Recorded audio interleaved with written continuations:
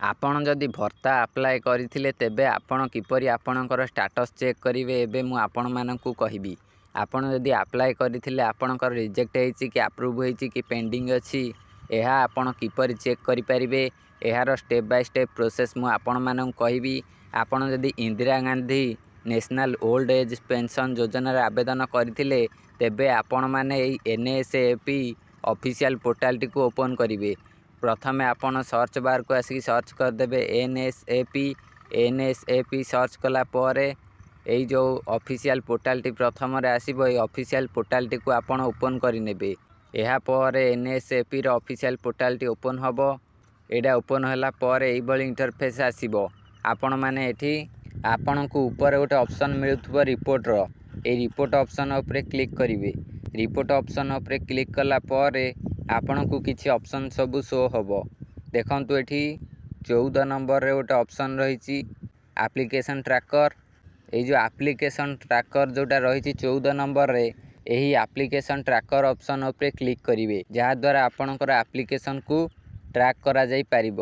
ଏବେ ମୁଁ application tracker option ଉପରେ କ୍ଲିକ୍ କରିଦେଲି।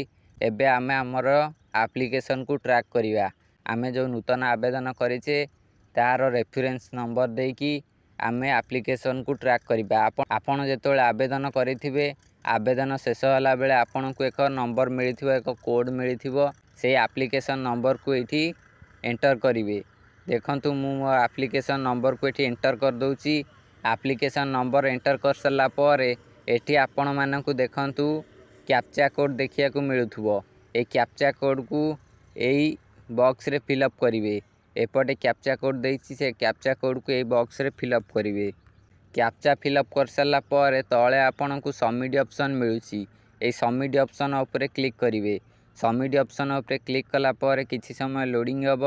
ଏହାପରେ ଆପଣଙ୍କର ଷ୍ଟାଟସ୍ଟି ଦେଖନ୍ତୁ ଏଇଭଳି ଭାବରେ ଶୋ ହୋଇଯିବ। ପ୍ରଥମରେ ଦେଖାଉଛି ଆପ୍ଲିକାଣ୍ଟ ନେମ୍, ଏହାପରେ ଲେଖିଛି ଆପ୍ଲିକେସନ୍ ନମ୍ବର, ଏହାପରେ ଆପ୍ଲିକେସନ୍ ଡେଟ୍, କେଉଁଦିନ ଆପ୍ଲାଏ କରାଯାଇଥିଲା, ସାଙ୍କସନ୍ ଡେଟ୍ ନାହିଁ, ଏପର୍ଯ୍ୟନ୍ତ ହୋଇନି।